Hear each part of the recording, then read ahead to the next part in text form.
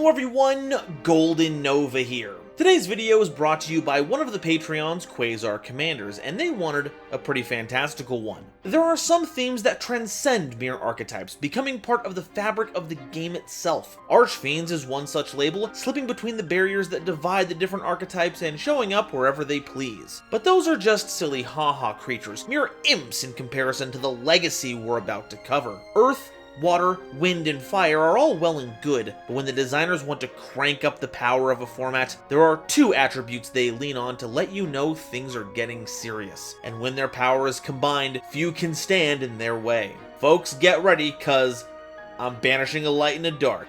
It's time for Chaos Explained.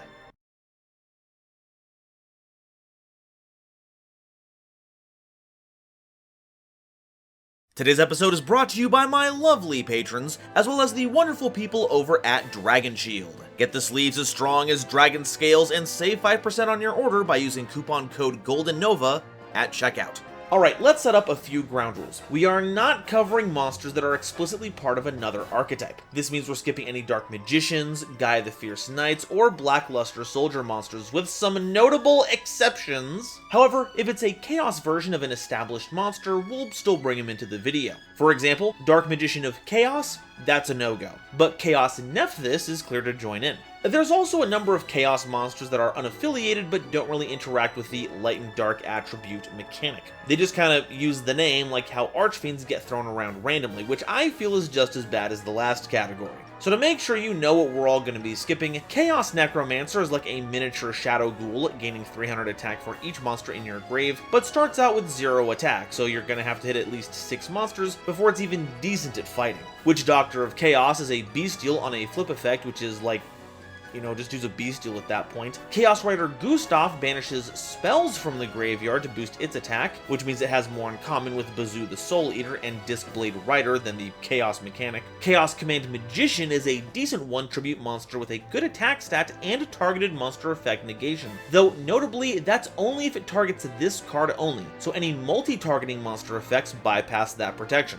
Chaos Hunter is basically an antithesis to everything in this video, as it prevents your opponent from banishing at all, but does make it a fantastic side deck pick in a number of formats. However, there is a card in this list that you can make a good argument for including in this video, and that card is Phantom of Chaos, a level 4 Dark Fiend monster with 0 attack and defense. Your opponent takes no battle damage from battles involving this card, and once per turn, you can target an effect monster in your graveyard. Banish that target, and if you do, until the end phase, this card's name and original attack become that monster's name and original attack, and replace this effect with that monster's original effect. Sadly, we don't replace the effect that zeroes out your battle damage, but hey, what are you gonna do? While not seen much nowadays, it was a pretty terrifying creature at a time when the game was becoming more graveyard-centric than ever. Between Phantom Darkness's big dark deck push and Light of Destruction's Lightsworn shenanigans, any boss monster could get a second chance at wreaking havoc, with Phantom acting as a conduit for their ruinous power. And hey, those were both Chaos-centered decks, who would have thought? But hey, I'll take this Phantom over the one of Yubel any day of the week. Glad R&D got that bribe I sent him in the mail to limit that godforsaken card. Now the crux of the video is going to be the Chaos Aligned monsters that are largely concentrated in Photon Hypernova. So to make sure we don't have any distractions, let's first go over the Chaos variants. These are monsters that are already established in some other kind of setting, but now sport a nice candy coating of the power betwixt the realms, much like the Dark Retrains and the Light Ray Retrains. It's unclear what impact this has on their respective canons, if they have an impact at all, and it would be very important to sort that out actually, because our first representative has been on both ends of the spectrum already. Chaos Grepher is a level 4 light warrior monster with 1700 attack and 1600 defense, and while face up on the field, it's also a dark attribute monster. You can discard a light or dark monster as cost to send a light or dark monster from your deck to the grave with a different attribute than the one you discarded, but for the rest of the turn you cannot special summon monsters with the same name as the one sent to the grave by this effect. However, it doesn't say that you can't activate the effects of a monster sent to the grave by this effect, so anything that triggers at that point is still fair game.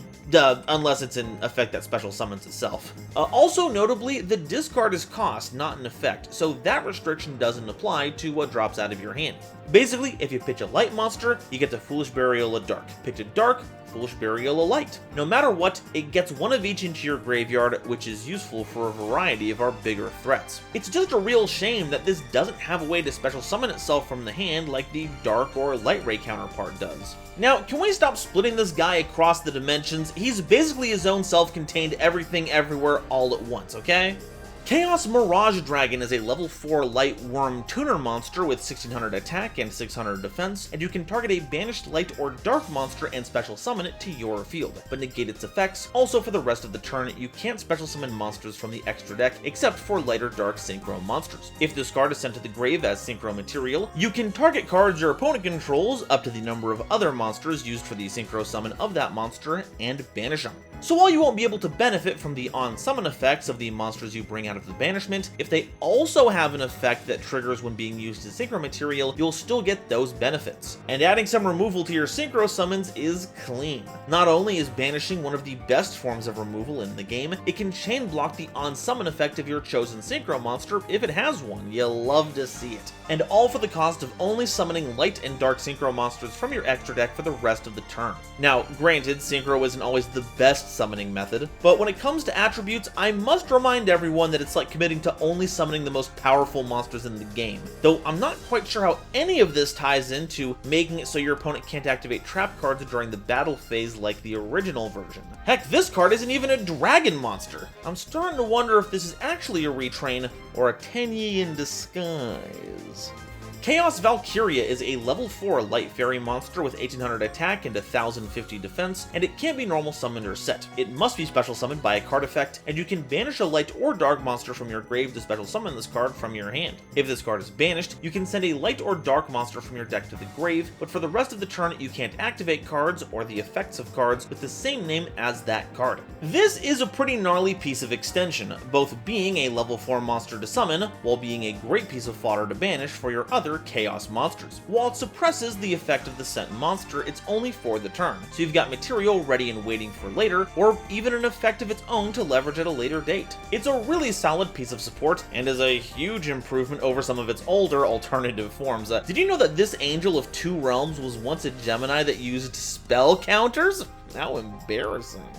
Chaos Daedalus is a level 7 Dark Sea Serpent monster with 2600 attack and 1500 defense that can't be normal summoned or set. It must first be special summoned from the hand by banishing a light and a dark monster from your grave, and while a field spell is face up on the field, your opponent can't target light or dark monsters you control with card effects. Also, you can target cards on the field, up to the number of field spells on the field face up, and banish them.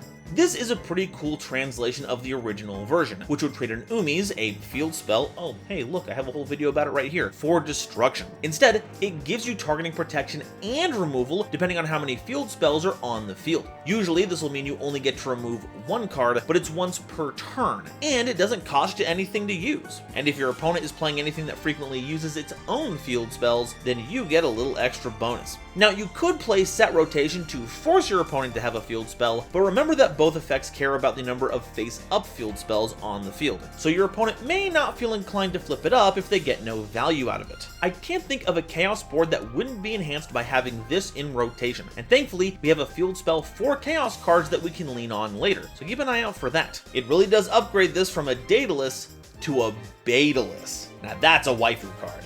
Chaos Nephthys is a level 8 Dark Winged Beast monster with 2400 attack and 1600 defense, and it can't be normal summoned or set, and it must be special summoned by its own effect. If any number of cards on the field are destroyed by a card effect, you can banish a light and a dark monster from your grave, except copies of this card, to special summon this card from your grave if it was there when the card was destroyed, or hand even if it was not. And if this card is special summoned, you can target a card your opponent controls and 2 cards in their grave and banish them. This is kind of at odds with the theme so far because our removal has been banishing, not destruction. Now that's probably supposed to keep it in line with how the original Nephthys cards work. They love cards being destroyed, but so far we don't do that. Now by summoning it, we not only get to take away one of their best cards on the field, but 2 of their cards in their grave, robbing them of much needed resources. And unlike most of our Chaos monsters, this can be summoned from the grave, so the fact that it can only be summoned via a trigger effect is a bit more palatable, but is still a little unwieldy, especially until we find a Chaos card that destroys cards by card effect. I mean, your opponent can trigger it too, and you can also use non-engine to help with that, but not having a way to trigger this in-engine isn't the sign of a cohesive strategy. Did they actually prioritize flavor over function for this card? My god, sometimes lore does win. which isn't always a good thing actually. The Chaos Creator is a level 8 Dark Thunder monster with 2300 attack and 3000 defense, and it can't be normal summoned or set. It must first be special summoned from your hand by banishing a light and a dark monster from your grave, and if you control this card that was special summoned from the hand, you can target 3 banished monsters with different names to special summon one of them, then place the rest on the bottom of the deck in any order. Now make sure you keep a special eye on that activation condition. If you take this into play from anywhere besides your hand, you are not getting that revive effect. And boy howdy is it a good one. I mean, you're already banishing 2 monsters to get this onto the field. Banish 1 more and now you get that effect online. That being said, this can be at odds with some Chaos monsters. The stronger ones can only be summoned by their own effect. But all the component light and dark monsters that make up the gaps of the deck are fair game, which means reviving a lot of engine pieces. And nothing's stopping you from targeting them anyway, and then just putting them back into the deck when you don't choose them. It was also a pretty fantastic inclusion in Thunder Dragon decks. The Chaos Creator is itself a Thunder monster, and Thunder Dragons not only care about that type, but is also an archetype full of light and dark monsters that love being banished. They might as well be honorary Chaos monsters. Shame its popularity didn't survive much longer beyond that, which has nothing to do with its viability, but, you know, once you hit the Jeb Bush pose, your days are numbered. Just ask Dogmatica Maximus. The Alba story did not go well for that guy. Alright, now it's time for the nuts and bolts Chaos monsters. A majority of them act as the engine that gets your Chaos monsters going, though as we rise through the levels, we'll see some pretty snazzy boss monsters in their own right. First up, we have Core of Chaos, a level 2 Light Thunder Tuner monster with 0 attack and 1600 defense that can't be normal summoned or set. It must be special summoned by a card effect, and if this face-up card would leave the field, banish it instead. You can banish a dark monster from your hand or grave to special summon this card from your hand. Also, you can't special summon monsters from the extra deck for the rest of the turn except light or dark synchro monsters. And if this card is synchro summoned, you can target one of your banished Shell of Chaoses and special summon it. So, get a dark monster into rotation and this is a free summon. But the only way to analyze how good it truly is to figure out how good the Shell of Chaos we summon with this is. So let's take a quick look at Shell of Chaos. It's a level 4 Dark Machine monster with 1600 attack and 0 defense that can't be normal summoned or set, and must be special summoned by a card effect. If this face-up card would leave the field, it's also banished instead, and you can banish a light monster from your hand or grave to special summon this card from your hand. Also, you can't special summon monsters from the extra deck for the rest of the turn except light or dark synchro monsters. And if this card is special summoned, you can target one of your banished Core of Chaoses and special summon it, which basically makes these 2 cards the exact same, sporting largely the same effect, just swapping their attributes and the name they refer to at the end. If you have Shell and Core, you can banish one from the hand to summon the other, which will then trigger the effect to summon that other banished half, and that's enough material for a level 6 Synchro monster. The main problem is that they don't work too well if you don't have both of them specifically. If you special summon them, then you don't get any value. They're basically a vanilla with no additional effect. But once you get them both into rotation, any single copy of either of them gives you access to the other, so it's not terrible in the long run. It's convoluted, sure, but not terrible, which honestly describes most non-meta strategies in this game, so marks for being a fractal of the game as a whole? Chaos End Master is a level 3 Light Warrior Tuner monster with 1500 attack and 1000 defense, and when this card destroys an opponent's monster by battle and sends it to the grave, you can special summon a level 5 or higher monster with 1600 or less attack from your deck. Now, at first glance, this looks like it should go in the Chaos monsters that don't work with light and dark cards category, but context is important here. True, there's more than 300 targets for this effect, but the one released alongside this card was Sphere of Chaos, a level 5 Dark Machine monster with 1600 attack and 0 defense, and while this card is face up on the field, its attribute is also treated as a light. Once per turn, this card can't be destroyed by battle, and when this card is tribute summoned, you can add a level 3 monster from your deck to your hand. Seems like a familiar level, doesn't it? Once again, we've got a lot of targets, but Chaos End Master is the intended target, though it's much better for Master to run over a monster and get the free summon than it is to tribute summon this and then put a level 3 monster in your hand. In fact, considering how conjoined they are, it feels like Core and Shell of Chaos are retrains of these two, though the combo of these cards is much harder to pull off, considering you're looking for a 1500 attack monster to win a battle. but it does go straight into a level 8 synchro, so play your cards right, and you could turn this angelic pretty boy into any number of game-breaking boss monsters. Or, you know, experiment with the 1 more billion other options you can summon with this. Have fun, you know, I'm not your dad. Mental Tuner is a level 3 light psychic tuner monster with 200 attack and 2100 defense that lets you activate one of 2 effects per turn. You either banish up to 1 light and up to 1 dark monster from your hand and or grave to increase or decrease this card's level by the exact number of cards banished until the end of the turn, or target up to 2 of your banished monsters, 1 light and or dark monsters, and return them to the grave, and if you do, increase or decrease this card's level by the exact amount returned until the end of this turn. This means that the monster you summoned off of Emergency Teleport here could be any level from 1 to 5, and it helps to move your light and dark monsters between your grave and banishment as you do so. Though the change has to be exact, you can't move 2 cards and only change 1 level, so be careful with how you execute on this effect. Now, this is kind of on the margin of what counts as a Chaos card, but aside from the Earth attribute versions, Psychics have been pretty heavily centered in light and dark since they were introduced, and considering we have an effect that cares about those, I would say that Mental Tuner's got the spirit, so it counts. Or should I say, it has the right mentality. Chaos Witch is a level 4 dark spellcaster monster with 1500 attack and defense, and you contribute this card to special summon 2 dark beast tokens, which are level 2 dark fiends with 1000 attack and 500 defense, and if this card is banished from the hand or grave, you can special summon 2 light beast tokens, which are level 2 light fairy tuner monsters with 500 attack and 1000 defense. However, you can only use 1 effect of this card per turn, and only once per turn. Also, you can't special summon monsters from the extra deck except later dark synchro monsters the turn you activate either of this card's effects. And that checks both before and after you use this effect, so if you want to use any link monsters, make sure you schedule them for a different turn. The tribute effect basically gives you the same amount of levels to work with as Chaos Witch, and because you get locked into synchro summoning, you're not going to be able to use these for link summons. This does help boost the effect of Chaos Mirage Dragon though, giving you an extra monster to check for the banishing effect, though because Mirage Dragon negates the effects of what it summons, you're not going to be able to revive a banished witch and then tribute it. You're not going to get tokens out of that. The follow-up is really cool as well, giving you tuners that can either make you 2 different synchros, or gives you a path to perform a synchro climb. You've basically got a token generator for the theme, and the more often you can recycle this from the banishment, the more cycles of this you can take advantage of. My only real complaint is that we don't really get a good look at what the 2 beasts are. Like, is it supposed to be the skulls floating around in the picture? If so, that's not very bestial. Those could be literally anything. They could even be bestials. And no, I don't care, this is the second time I'm using that joke in a video. You can't stop me.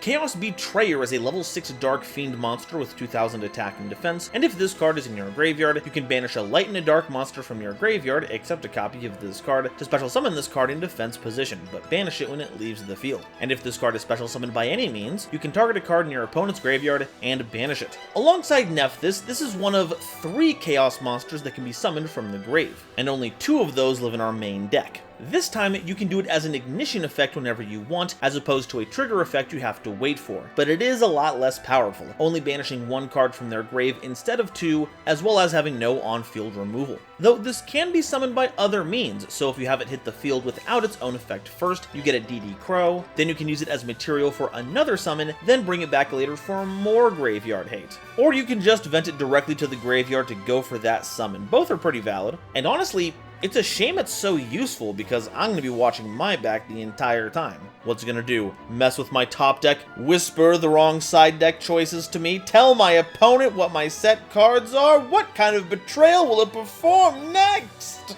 Chaos Sorcerer is a level 6 dark spellcaster monster with 2300 attack and 2000 defense that can't be normal summoned or set, and must be special summoned from the hand by banishing a light and a dark monster from your grave. Once per turn, you can target a face-up monster on the field and banish that target, but this card can't attack the turn you activate this effect. Now this card is a classic. For very minimal investment, you get a decently sized body that threatens basically every monster worth playing. It doesn't even cost you any tangible resources, just a turn where this card specifically can't attack. A trade-off that's more than fair if you're ever actually using it. It was such a good card that whole decks were built around it, with cards like Mystic Tomato, Shining Angel, Sangan, and Witch of the Black Forest being at the forefront of the lineup, filling your grave with as much juicy light and dark fodder as possible. But this is only half the story, because there's another card that Chaos Sorcerer often shared space with, and was the preeminent example of how much power you could wield with Chaos on your side. And that monster is none other than Blackluster Soldier, Envoy of the Beginning, a level 8 light warrior monster with 3000 attack and 2500 defense, and has the same summoning condition as Chaos Sorcerer, also requiring you to banish a light and a dark from your graveyard to special summon this from your hand. It can also target a monster on the field and banish it at the cost of its own attack that turn, though this can hit face down monsters as well as face up ones, but instead, you can choose to activate an effect that actually gives you a ton of attacking power, letting you make a second attack with this card in a row after destroying an opponent's monster by battle. Now, you can only choose to do one of those things per turn, so you're not able to double attack and then banish during the main phase too. But despite having to be choosy, the range of what this card can accomplish was nutty. It could answer any single monster that either resisted battle or was better off being denied graveyard access, or could hit over 2 monsters, potentially dealing loads of damage. Heck, it can attack over 1 monster, and if that left them open to a direct attack, then they had no choice but to eat a cool 3000 damage. All of it for such a paltry investment. This card was part of the elite, running the game back in its heyday, and while its unlimited status nowadays might imply it's past its prime, it's still a hell of a card that might rear its helmed head if you come across any duelist getting back in the game. Or even as a silly tech pick. But despite all the sorcery you can get up to with this, trust me when I say that this is only the beginning. Blackluster Soldier, Envoy of the Evening Twilight, is a level 8 Dark Warrior monster with 3000 attack and 2500 defense that can't be normal summoned or set, and it must be special summoned from your hand by banishing either all light monsters or all dark monsters from your grave, but only when there is an equal amount of both in your grave. While face up on the field, this card is also treated as a light attribute, and when this card is special summoned, you can activate the appropriate effect based on the attribute of the monsters banished for the special summon of this card. But you can't conduct your battle phase the turn you activate this effect. If you banished light monsters, you can target a monster on the field and banish it, and if you banish dark monsters, you banish a random card from your opponent's hand face down until your opponent's end phase. This card is basically riding the whole Envoy series of cards as coattails, because this is nowhere near the threat of the monsters it's trying to emulate. The strength of the Envoy BLS was that you could banish every turn, and if they didn't present anything worth banishing, then they were in for some big damage. Heck, banishing a monster didn't even cost you your whole battle phase either. And let's not forget its ease of summoning. In this card, we have a pretty unwieldy summon condition that just doesn't deliver the same kind of brutal beatdown as the OG, meaning this card can be comfortably avoided. In fact, I'd be okay with sunsetting this card altogether. Blackluster Soldier, Sacred Soldier is a level 8 light warrior monster with 3000 attack and 2500 defense, and when this card is normal or special summoned, you can target one of your banished light or dark monsters and one card your opponent controls. On resolution, return the banished card to the grave, and if you do, banish that card your opponent controls. And when this card destroys an opponent's monster by battle, you can target a level 7 or lower warrior monster in your grave and add it to your hand. Now, that's a pretty broad category, but the limits of a search can help us see what it's meant to work with, and it turns out a lot of Gaia the Fierce Knight monsters are themselves level 7 or lower warriors. Basically, this card is hanging on by the tiniest thread with that light or dark monster effect to be added to this video, which is honestly a kind of cool effect. It recycles a monster on summon while dealing with an opponent's card, and while all the BLS monsters are level 8 or higher, meaning we can't recycle copies of Envoy of the Beginning, there may be other cards like the Greffers that can help spark your engine. The title's a little high and mighty though, hey newsflash buddy, nothing is sacred anymore. Get over it, would you? Chaos Dragon Levianeer is a level 8 Dark Dragon monster with 3000 attack and 0 defense that can't be normal summoned or set, and must first be special summoned from your hand by banishing 3 light and or dark monsters from your grave. When summoned this way, you can activate this effect, applying one of the following based on the attribute of monsters banished for the special summon of this card. Also, this card can't attack for the rest of the turn. If only lights were banished, special summon a monster from your grave in defense position. If only darks were banished, shuffle a random card from your opponent's hand into the deck. And if both light and dark monsters were banished, you destroy up to 2 cards on the field.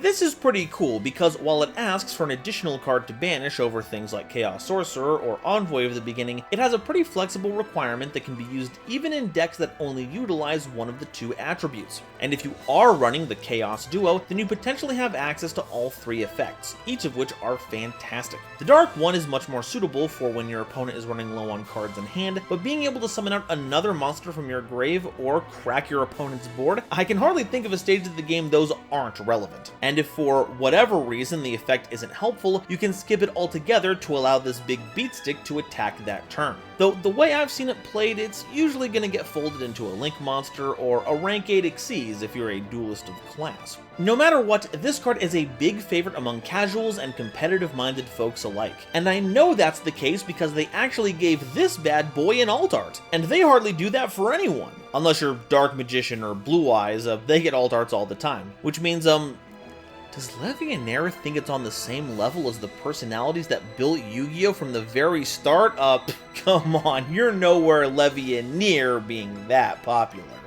Chaos Emperor Dragon, Envoy of the End, as a level 8 Dark Dragon monster with 3000 attack and 2500 defense that can't be normal summoned or set. It must be special summoned from your hand by banishing a light and a dark monster from your graveyard. Once per turn, you can pay 1000 life points to send as many cards in both players' hands and on the field as possible to the grave. Then inflict 300 damage to your opponent for each card sent to your opponent's grave by this effect. But you can't activate other cards or effects the turn you activate this card's effect. And yes, that does check both before and after you use it. Yup, alongside Blackluster Soldier, Chaos Emperor Dragon formed the other half of the Envoy duo. And while BLS would have a long-standing tradition of being one of the best cards in the game for its ability to control the field and pressure your opponent's resources, life points, or both, Chaos Emperor Dragon would be feared even more so, with a banning on the August 2004 ban list, only a few months after its physical release. In fact, it would be part of the first wave of bans the game would ever see, with the Forbidden and Limited list only being the limited list until that time. This was the card that made the devs comfortable saying that it was okay to remove a card from the game outright, which means that the next time your favorite card gets locked up for competitive crimes, you can blame this card. By itself, CED was already a juggernaut, representing a huge monster that could bring both players down to no resources while dealing a hefty chunk of burn damage on the side. But it got even worse because of a little card called Yatagarasu. See, if one of the cards sent from the field to the grave was one of your copies of Sangan or Witch of the Black Forest, you could use their effect to put Yatagarasu from your deck into your hand. A spirit monster that, if it deals damage, your opponent is forced to skip their next draw phase. And as it turns out, the worst time to get locked out of your draw phase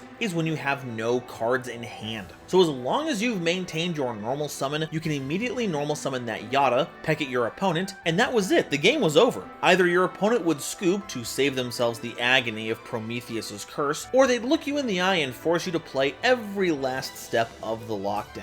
And at only 200 attack, you were gonna be there for a while. That may seem like an impossibility considering this text says you can't activate anything else during the turn you wipe away the cards, but that's because this is one of the many cards in the game that have received an errata to help bring it back into proper play. The original effect A checked to see how many cards were sent to both players' graves to determine the burn damage, not just your opponent's, and B also didn't restrict the usage of your effects for the entire turn. Changes that have effectively ground this card's usefulness into the dirt. It's bad enough that the board and hand wipe is the only thing you can do in a given turn, but the game has evolved to a point where you can expect your opponent to be on several cards that benefit from being in the graveyard. So even if you commit to such a thing, even if you Yata locked your opponent, odds are they have a card in graveyard that can get them started, especially if they gain access to one card combos via that. And from that point, you're just toast. Honestly, I wish they would just keep cards like this banned, because legacy formats on clients like Master Duel literally cannot run CED the way it was historically ran. Now, you could argue that by doing this, you've made that format a lot more fun because it has one less FTK in it. And I would argue that if I'm bothering to play a historic format, I want it to be like how it historically was. It's not that hard to grasp. Now, the solution I prefer is just making a retrain. You keep the old one banned, you move some cardboard by selling back a functionally weaker and tournament viable copy of that card, give it a different name, maybe give some new utility. It's a win-win. The problem is that they unbanned CED and also made the goofy, useless retrain. Chaos Emperor, the Dragon of Armageddon, is a level 8 Dark Dragon Pendulum monster with 3000 attack and 2500 defense and a scale of 1. As a pendulum spell, you can pay 1000 life points, then target one of your banished dragon monsters. Destroy this card, and if you do, add that monster to your hand. As a monster, it can't be normal summoned or set, and must be special summoned from the hand or extra deck, nice include, by banishing a light and a dark monster from your graveyard. You can only special summon copies of this card once per turn this way, and once per turn, you can pay half your life points to send as many cards you control as possible to the grave, except from the extra monster zone. And if you do, send cards your opponent controls to the grave up to the number of cards sent to your grave, then burn your opponent for 300 damage for each card sent to their grave by this effect. And if this special summoned card leaves the field, return it to the bottom of the deck. Presumably so you don't just have a repeatable chaos monster in your extra deck. Cowards. So now you're potentially paying more life points to only get rid of your opponent's cards up to the amount that you lose. So you have to give up more if you want to clear out all of their stuff. You're no longer able to use this when you're behind to even things out. The only upside here, at least, is that as a monster, if this is summoned to the extra monster zone, the board wipe won't actually affect itself unlike its previous form, meaning you could get in for 3000 damage on an empty board. And as a pendulum spell, it does have some utility as a way to get you back your banished dragons. Oh, hey new batch of Dragon Ruler support, what are you doing here?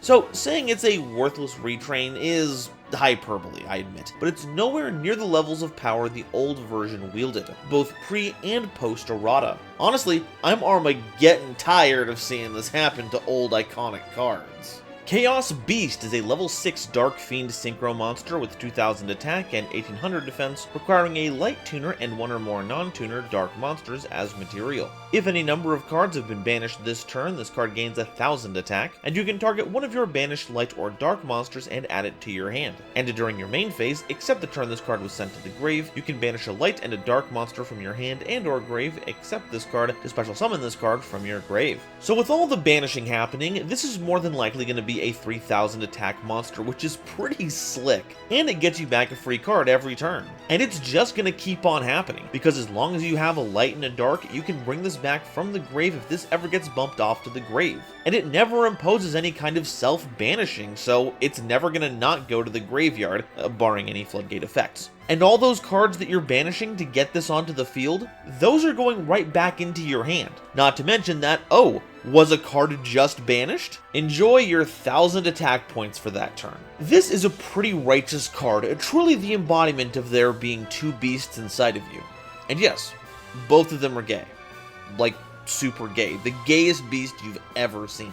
Chaos Archfiend is a level 8 Dark Fiend Synchro monster with 2500 attack and 1800 defense, requiring a light tuner monster and one or more non-tuner dark monsters as material. If any number of cards have been banished this turn, this card gains 2000 attack, and it can attack all monsters your opponent controls once each. Also, banish any monster destroyed by battle with this card. If this card in its owner's control leaves the field because of an opponent's card, you can special summon a Chaos Synchro monster from your extra deck. This makes for a ludicrous blender of a monster. If a single card has been banished, this turns into a 4500 attack multi-attacker. Heck, if something isn't banished already, if you can run over something, that will cause it to be banished, and now you've unleashed its maximum power. The floating effect is also pretty cool, letting you summon out Beast, a couple other monsters we'll be talking about in just a bit, and my personal favorite, one of Jack Atlas's monsters, Chaos King Archfiend. That's right, if you ever need to swap attack and defense values, this card has you all set. And bonus, this card is a combination of both Chaos and Archfiend, the two most generic names in the whole game. Truly, this is the apex predator of Yu-Gi-Oh!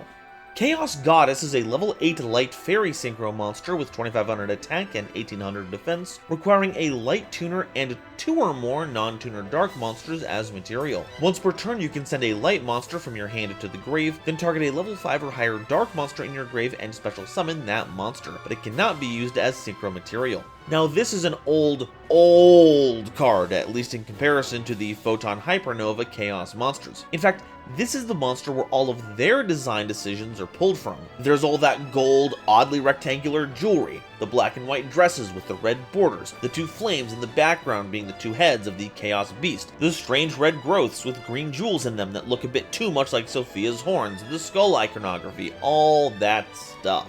Sadly, it never got its time in the spotlight because the synchro requirements of this card are way too much and way too specific. For just one more level and no attribute requirements, you've got yourself a Trishula, and that card was huge. But now, it's easier to get into rotation thanks to Archfiend's float effect, and Goddess can then summon back Archfiend with its own effect. It sadly can't revive light monsters, and we can only get the big dark ones, which means few engine cards, but even just Archfiend, float into Goddess, bring back Archfiend, kind of rules. And something I didn't bring up with Archfiend is that its float works no matter how it was summoned. It doesn't have to have been synchro summoned. This isn't a keystone card in our theme, but it is nice to have on hand. Though, I mean, if your deck has a Goddess in it and it's not the strongest card in your theme, I think you really gotta realign your titles because they are not living up to the hype.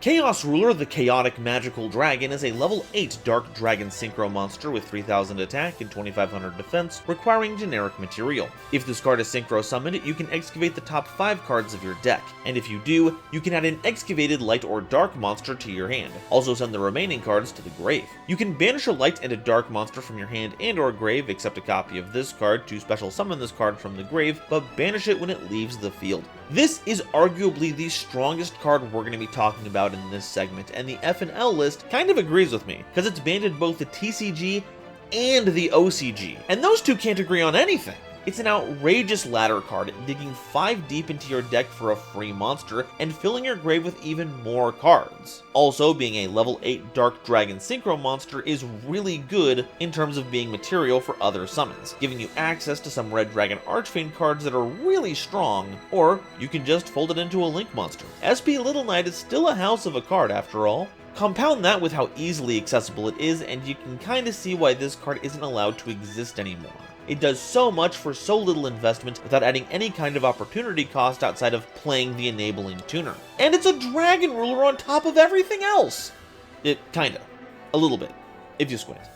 Chaos Angel is a level 10 Dark Fiend Synchro monster with 3500 attack and 2800 defense, requiring a tuner and one or more non-tuner light or dark monsters as material. And for this card's synchro summon, you can treat a light or dark monster you control as a tuner. If this card is special summoned, you can target a card on the field and banish it, and it also gains these following effects based on the original attribute of materials used for its synchro summon. If a light monster was used, synchro monsters you control are unaffected by monster effects activated by your opponent. If a dark monster was used, then monsters you control can't be destroyed by battle. Okay, so this card just has so much going on. It's an additional member of the level 10 Synchro lineup, which is getting better every day, and enters the battlefield with removal. That's just sick. You can even play this card in decks that don't even run tuners. As long as you have fitting light and dark monsters with the appropriate levels, you can just slap them together and make this. And if you use both a light and a dark monster, you now have a creature that makes all of your monsters immune to battle destruction, not just synchros, and then also your synchros gain immunity to activated monster effects. We're talking about removal, we're talking about active stat debuffs, and you know we're talking about negates. And did I mention you don't even need to run any tuners? Heck, if you don't mind getting only half the added effects, you can still run this in pure light or dark decks. Now, this is still a bit harder to get a hold of than Chaos Ruler because of the extra levels, and isn't as strong of an engine piece, but I'm still confident that this is going to be a staple in Chaos-flavored decks for many years to come. Now, please give this thing a face. For the love of all that is analog horror, please give this thing a face. I am tired of all these biblically accurate monsters. Alright, that does it for our Chaos monsters. Now it's time to move on to all the spells and traps. Chaos End is a normal spell card that you can only activate if 7 or more of your cards are currently removed from play. The old term for being banished. And it destroys all monster cards on the field. Now, this reads like a card that was made after Darkhole got hit on the F&L list, basically acting as one that requires you to jump through a few hoops. And this is an Invasion of Chaos era card. This wasn't exactly easy to do. And I think that's the intent, but I'd love to see an errata of this card, because you see, nowadays capital M monster, capital C cards does have a specific meaning in modern Yu-Gi-Oh, referring to any monster card even if it's being treated as something else. With the way this card is worded now, it should be able to also hit Pendulum Scales, Centurions in the back row, all kinds of things. But yeah, probably not what the card was meant to account for back in 2005. The only thing you might maybe be able to argue for is the fact that Brainjacker exists, but the less we remember that card, the better. Chaos Greed is a normal spell card that can only be activated if 4 or more of your cards are currently removed from play and there are no cards in your grave, and if so, you draw 2 cards. Once again, we have another Retrain that you can play if you meet certain banish-related requirements, though this time you also need to have an empty grave, which even nowadays is a tall order. You need to set up a Macrocosmos or a Dimension Fission early on and feed it immediately. Not gonna lie, draw 2 is pretty strong, but only if you can pull it off consistently, and there's the rub. But you know what? I don't even care if I'm missing out on a +1 in card advantage. I am not taking cards from shady individuals like this. Now the Card Trader, that's a face I can trust. Chaos Seed is a normal spell card that you can activate if you control any number of both light and dark monsters. You can target one of your banished light or dark warriors and add it to your hand. Ah, dang it, Blackluster Soldier support snuck in here while I wasn't looking. This can get back any BLSs we've banished to fuel our other summons, and based on our current roster, you can also get back Chaos Grepher and I guess Chaos Endmaster? Now granted, there are a lot of light and dark warriors in the game. There's even the potential to run this in Heroes of all things. But let's be real, BLS has a lot of mini monsters you want to banish for their effects and they're all warriors, so this gets them back into your hand. But hey, I can't be held responsible for that mistake. They put Chaos Emperor Dragon in the card art. Why? Chaos Space is a normal spell card that has you sending a light or a dark monster from your hand to the grave to add a light or dark monster from your deck to your hand that cannot be normal summoned or set, that also has a level from 4 to 8, and has a different attribute than the monster you discarded for this effect. You can also banish this card from your grave, then target one of your banished light or dark monsters that can't be normal summoned or set to place that monster on the bottom of the deck, then draw a card. This was a huge revelation for any Chaos related deck because now so many of your powerhouse cards just became searchable. Granted, it is a pain that you have to search out a monster whose attribute is opposite to the one you discarded, which sometimes means you're not able to grab the card that you need, but in the overall scheme of things, it's a hill of beans.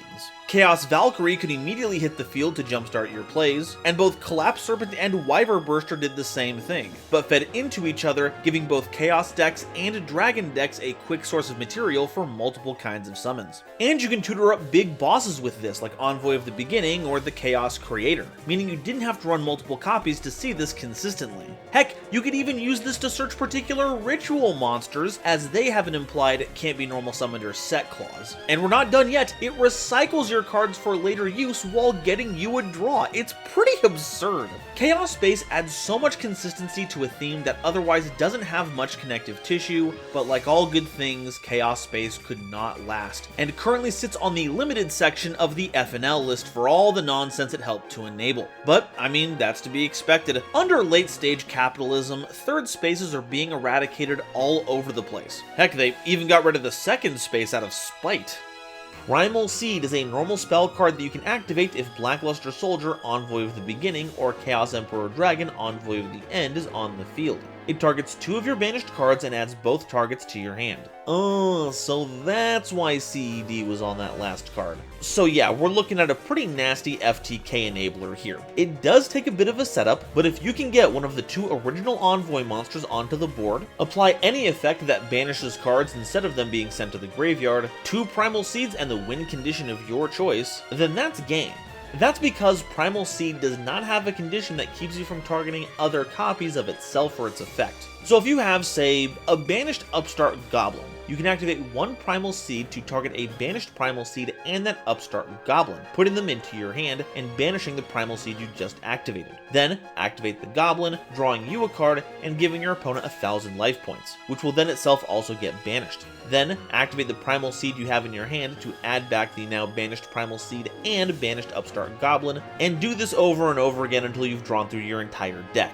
This does give your opponent a big chunk of life points, but it doesn't really matter how many of those they have if you can guarantee you'll draw into the unstoppable Exodia. And this is something you can pull off today. But because it takes so much investment to get going, and because there's a lot more interaction nowadays to disrupt something like this, it's not exactly viable. Sorry Louis, gotta pack it up. We'll have to wait to give you infinite attack some other day. Shadow's Light is a normal spell card that targets a dark monster you control to special summon a light monster from your deck or extra deck with the same original type and level. You can banish this card from your grave, and during your main phase this turn, you can normal summon a light or dark monster in addition to your normal summoner set, but you can't conduct your battle phase the turn you activate either of this card's effects. This is a pretty odd one because instead of being compatible with light and dark at all times, it has to eat a dark to spit out a light, not the other way around. Granted, this is because it's a manga card, thank you for chazzing it up, and those are usually pretty weird. But beyond that, you're gonna have to set even more things up, because this cares about matching types as well. You can't just tribute any level 8 dark monster to get a Chaos Goddess, you'll need to tribute a level 8 dark fairy, which is a big win for Dark Lords, I assume. I love how many little things you can get away with using this card. My favorite is turning an Aluber into a Herald of the Arclight, and a hard negate in Brand that is kinda spicy, not to mention the added normal summon. This is certainly on the border of what would make an acceptable Chaos card, and is gonna need a lot of testing to fit into whatever deck you want to run this in. But when you find the right combination, it'll be more than worth it. But, you know, not like I'm gonna stick around and find out. Between the new game and move, Shadow is on top of the world, and I don't want to be the one to take its light so soon. I'm waiting for him to get a piece of shovelware that everyone hates, then I'm gonna make a play for it. Duality is a quick play spell card that tributes a light or dark monster to special summon a light or dark monster from your hand or extra deck with the same type and level, but different original attribute as the tributed monster. And during your main phase, you can banish this card from your grave, then target a light and a dark monster in your grave to shuffle both into the deck, then draw a card. Oh, this is just a better version of Shadow's Light. It works with both light and dark as a starting point, it's quick speed so you can do some funky stuff with it, and its grave effect gives you 2 recycles and a draw. The only problem is that this doesn't summon from the deck, you'll have to focus on the extra deck synergy specifically, or, you know, be lucky with what you draw. And bonus, this does not skip your battle phase, so you can be very aggressive with it. Aside from that, everything from Shadow's Light applies here too. Even the fact that this is a Chaz Princeton card from the anime. Though despite that, we are not getting the Light and Darkness Dragon cards in this video, they deserve a whole one on their own. Chaos Zone is a field spell card that, each time any number of monsters are banished, you place a Chaos counter on this card for each of those monsters. Once per turn, you can remove 4 or more Chaos counters from your field, then target a banished monster with a level equal to the number removed and special summon that target. When this card on the field is sent to the grave by your opponent's card effect, you can add a light or dark monster from your deck to your hand, whose level is less than or equal to the number of Chaos counters that were on this card. Here we go, the card that supports Chaos while giving Chaos Daedalus a bit of utility. This is a nifty freebie. Banishing enough monsters gets you one back. It's kind of like a neat punch card. And if your opponent dislodges it, you get a little search for your troubles. Though keep in mind, the float only works if it's sent to the grave by an opponent's card effect. So if you're under Macrocosmos or Dimension Shifter, you may want to keep your opponent from getting away with that. But I know the question on everyone's mind and I'm here to deliver it. I've scoured the Yu-Gi-Oh card database. I've hashed out searches on Yu-Gi-Oh Pro Deck. I put on a diving bell and plumbed the depths of my very own bulk. But despite this card saying it can remove Chaos counters from anywhere on your field for the Banished Revival, Chaos Zone is the only card in the game of Yu-Gi-Oh! That deals with Chaos counters. It's a cruel, cruel world, but if anyone from R&D is listening, I've got a great new idea for your next core set. Chaos Phantasm is a normal trap card that has you targeting one of your banished light tuners and one of your banished level 8 or lower dark non-tuners, and on resolution, you return both to the grave, then special summon a light or dark synchro monster from your extra deck, whose level equals the total levels of the 2 returned monsters. That's right, we've got a trap card to synchro summon. That's not a synchro summon, while recycling your monsters. Ain't that nifty? Sadly, some of the more impactful options like Red Supernova Dragon and Cosmic Quasar Dragon are locked behind must-be synchro summon conditions, but there are still a plethora of synchro monsters out there that otherwise have difficult to meet synchro requirements that we can bypass with Phantasm. For instance, Bestial Dispater fits right in with everything we want to be doing. Though, to be honest, the Bestials themselves make for excellent dark material in our deck anyway and could fulfill the Dragon non-tuner requirement. Blackwing Full Armor Master is a Towers with an absurd stealing effect. DDD Cursed King Siegfried has great stats and a smooth spell and trap negate, or either of the 6 Samurai Shien Synchro monsters for a repeatable negate of your choice. Landed this at the right time and your opponent is gonna reel from the nonsense you're able to manifest manifest out of thin air. It may not be a searchable card, it may be situational, but you can put me down as the Chaos Phantasm of this card. Eternal Chaos is a normal trap card that targets a face-up monster your opponent controls. On resolution, you send a light and a dark monster from your deck to the grave, whose combined attack is less than or equal to that monster's. Also, for the rest of the turn after this card resolves, you can only activate one monster effect in the grave. So it does accomplish the task of getting a light and a dark monster into your grave, but they have to meet an attack restriction set by your opponent, even if they don't know it. The bigger monsters that they commit, the bigger cap you have to send. Now, of course, light and dark is just filled with good grave effects, so it might have been for the best that they limited how many grave effects you get after resolving these. Though notably, this doesn't keep you from activating any more effects from anywhere else, including the banishment. So if you have monsters that trigger when being sent to that zone, the restriction doesn't much matter. Primarily, you're going to want to aim for low attack monsters of each attribute to take the most advantage of them, and sadly, none of the monsters we've talked about in this video are very compelling choices. Even Chaos Betrayer, which can be summoned from your graveyard, eats up 2,000 attack worth of real estate. In fact, I think a combined total of under 2,000 is something you should think about when deck building, as there are very few decks that aren't going to try and land a big monster to close out the game. Now, I could go through all the options for that, but this video is already pushing into the hour mark, and I'd like to make it so only the Chaos is eternal, not this. Alright, that's all the Chaos cards, but what do we do with them? Well, the power of our on-theme monsters is quite apparent, so we can dedicate the rest of our deck to getting our grave filled up with goodies and setting up our synchros. Use on-field material to access our extra deck, then banish those cards to summon powerful monsters like Envoy of the Beginning. I love double dipping, so what can we play to help them out? An important thing to look for is what decks already exist that could benefit from some Chaos Splash. This means we're going to be on the lookout for dark and light decks that already have some synchro summoning, and we have some really good candidates already. Lightsworn has everything it needs to fill its deck with little critters, and have a few tuners to boot. The Twilightsworn can even help you cover your dark monster requirement, and a bonus, those ones love being banished. And if for whatever reason you don't want to run the Twilightsworns, that's fine, there are plenty of dark monsters that love using the graveyard. Destiny Hero Malicious is now back to 3 copies, and Plague Spreader Zombie is still a pretty good level 2 tuner you can get out of the grave, largely for free. Though be careful, as a dark tuner, you can't make your Chaos Synchro monsters. White Forest is also going to be pretty savage with these. Throw in the Azaminas and you'll have all the dark material you want. Dark Worlds churn through cards like it's nobody's business, and they're all Dark Fiends, exactly like our big boss synchros. That does leave us in a bit of a bind in regards to the light portion of our deck, but thankfully Fabled love being discarded, and are getting a really big resurgence thanks to their new Terminal World cards and their association with Fiendsmith, which gives you all the Chaos Fiends you could ever ask for, especially if you also play the Fiendsmith cards.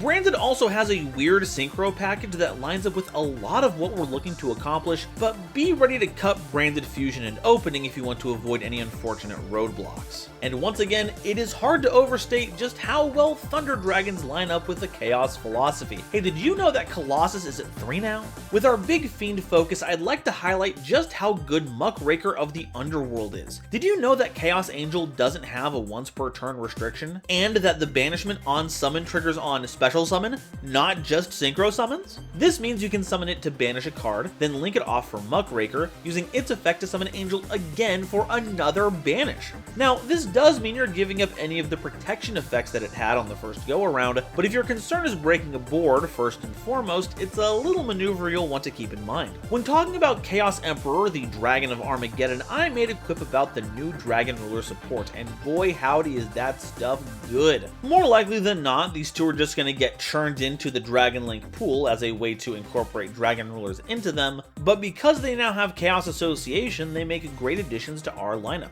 Spectre and Nebulous are great discard outlets to help us access those Dragon Rulers, and honestly, a lot of Dragon cards already line up with our strategy super well. White Dragon Wyver Burster and Black Dragon Collapse Serpent are 2 we've talked about already and have been Chaos staples since release, and cards like Dragon Shrine do a great job of setting up your graveyard with all kinds of stuff. As for a silly tech pick, I think it's time we bring in another representative of Yu-Gi-Oh's lore, Visa Starfrost. If a monster like Chaos Sorcerer or Levianeer has done its job but can't be used as anything for some kind of summon, just blast him to summon out Visas. From that point, he synergizes with any of our light monsters, especially all the light tuners we have to run to access our Chaos Synchro monsters. That way, we can sync them up into Mannadium Primeheart, with a particularly cool example being that we can banish Chaos Witch for those 2 level 2 light tuner tokens, giving our Primeheart 3 attacks. Though, I think it may be prudent to add a few actual Mannadium monsters so that its special defensive ability that stops your opponent from targeting it with card effects is active, to go along with the multiple energy blades that no monster facing Mannadium Primeheart will be safe from. And that's all I've got to say about Chaos. As one of the oldest and most powerful deck themes the game has ever seen, it's kind of wild that, given their tools, there isn't always a deck like this on the fringes of competitive play, snapping up tournament placements against the unprepared. It leverages the best monsters the game has ever seen, and I'm sure that, despite how long this video has gone, I haven't even scratched the surface of the kinds of brews you can concoct with this most potent of foundations. But, no matter what, it's a pool of cards you can never count out, because in the battle between light and dark, the duelists always win, pouncing on any new piece of support gifted to us and biding our time until we reach critical mass once again. Though, now that I think about it, I might have thrown a wrench into that whole process by doing this very video. By organizing them, I have inadvertently suppressed their natural chaotic tendencies of, quick, someone make a YouTube poop about this video, stat, it's the only way to save them. But now, I want to hear what you all have to say. Are Chaos cards the true rulers of this game, or are things not quite so black and white? And which one's your favorite? I've got to go with Chaos Dragon Levianeer. That card goes bonkers. Let me know your favorite down below, and if you haven't already yet, please be sure to like the video if you liked it, subscribe so you don't miss an episode, and be sure to share this video with somebody you know who loves Yu-Gi-Oh! It really does a lot to help me out. Today's episode is brought to you by Dragon Shield. Get the sleeves as strong as dragon scales and get 5% off your order by using the coupon code GoldenNova at checkout. It was also brought to you by my lovely patrons, including this month's illustrious Quasar Commanders Upstairs Media and the Critic of Innocence, Nebula Navigator's 3rd Dynasty, 50 Gigabytes, Ada Basilisk, Adam Zagidel, Ancient Wizard, Andrew Newman, Battle Axe, Kane Senpai, Chibi Gohan, Christopher Fuss, Clockswork, Comrade Copperbottom, Eric, Frankie, Garland Chaos, Going It/Its for the Bit/Bits, Great Big Pillock, Hair Bear, Happy Majin, Harry the Ominous Benefactor, Iron Zero, Iskander 711, Carp, Marion James E. Picata, Millennia Asta, Muse Clark, Neon Yami Nair, Orozco 09096, Panther J, Bat Boos, Rank 10 Trains, Rebel King Lucifer, Red Eyes Jackalow, RJ the Jank Monarch, Thievery Coast and the Wizard Moose, Cosmic Crusaders Ally Vatnia, Animasta, Baron Von Titty Sprinkles, Beelzephyr, Fish, Beluga Masta, Blitzwolf, Caesar M, Chazghost, Dr. Reaper, RIP, Eva Padilla, Gary Lick Bread, Hike Boyagian, Herbal D, Inblink, Kale the Dragon, Lobomaru 02, Manga Pages, Matt Simmons, McSpoofy, Natiel Lee Alexander, Nitromo, Not Al Gore, Nyx, Obsidian, Rainer Leong, Ryan Kairos, Shizuka Nijimura, Sir Knight JCB, Sophie, apparently, Sphilia, Stephen Williamson, The Legendary Raven, The Phantom Knights of Shitted Pants, The Gene, Tiger X2476, Weasel King of Weaseltown and Zal Dreka, as well as all the wonderful Starlight Explorers you see on screen now. If you'd like to help me in my journey to cover all of Yu-Gi-Oh's archetypes, get my videos early, be a part of these credits and other awesome perks, it would mean the world to me if you would check out the link to my Patreon in the description or consider joining as a YouTube member. And if you want to check out another theme that straddles the line between light and dark, check out this video where I cover the Light Sworns, as well as their Twilight Sworn companions. Thank you all so much for watching, and I'll see you next time. Bye-bye.